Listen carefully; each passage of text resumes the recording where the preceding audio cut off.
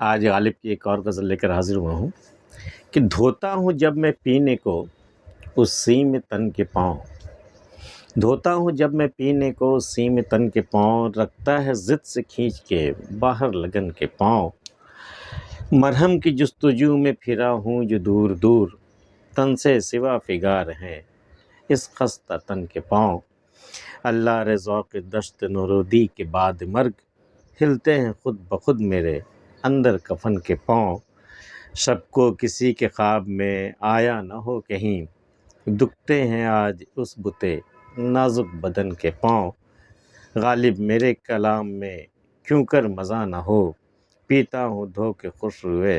خسروے شہر سخن کے پاؤں، دھوتا ہوں جب میں پینے کو سیم تن کے پاؤں۔ سیم تن چاندی کے بدن والے جو محبوبائیں ہوتی ہیں چاندی کے بدن والے، تو پاؤں جب میں پاؤں کہتے ہیں نا دھو کر کے پینا، پاؤں دھو کر کے پینا، یہ کہاوت بھی ہے۔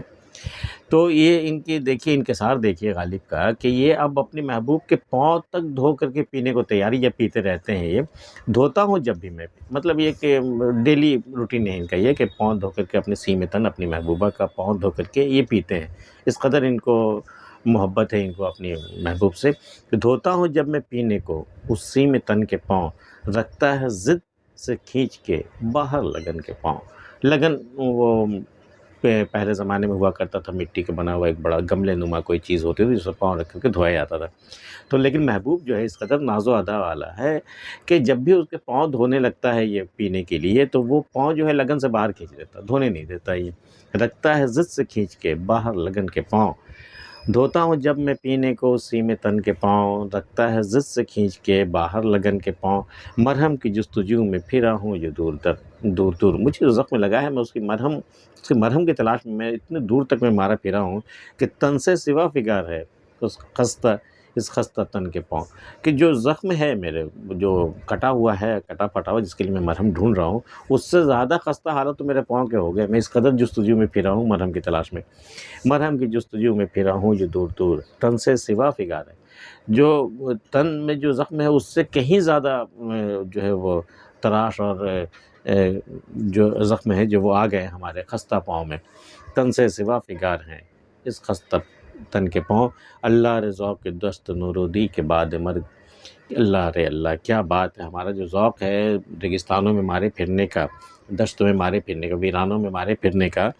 مجنوں کے مانند، تو مرنے کے بعد مرگ اللہ رضا کے دشت نورودی،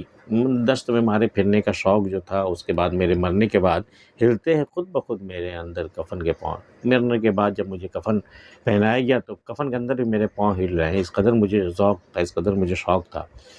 دشت میں گھومنے کا، اللہ رضا کے دشت نورودی کے بعد مرگ، ہلتے ہیں خود بخود میرے اندر کفن کے پاؤں، شب کو کسی کے خواب میں آیا نہ ہو کہیں، بھئی مجھے لگ رہا ہے، شک ہے مجھے کہ شب کو کسی کے خواب میں آیا، دکھتے ہیں آج اس بتے نازک بدن کے پاؤں، جو میرا محبوب ہے، جو نازک بدن، جو میرا بت ہے جسے میں بت کہتا ہوں، اس کے پاؤں دکھ رہے ہیں، کہیں ایسا تو نہیں کہ آج وہ کسی کے خواب میں آئی ہو جس کی وجہ سے زیادہ سفر ہو گیا اور پاؤں دکھنے لگے ہوں، شب کو کسی کے خواب میں آیا نہ ہو کہیں، دکھتے ہیں آج اس بتے نازک بدن کے پاؤں، غالب میرے کلام میں کیوں کر مزہ نہ ہو، پیتا ہوں دھو کے خسروے شیریں سخن کے پاؤں۔ یہ ایک خسرو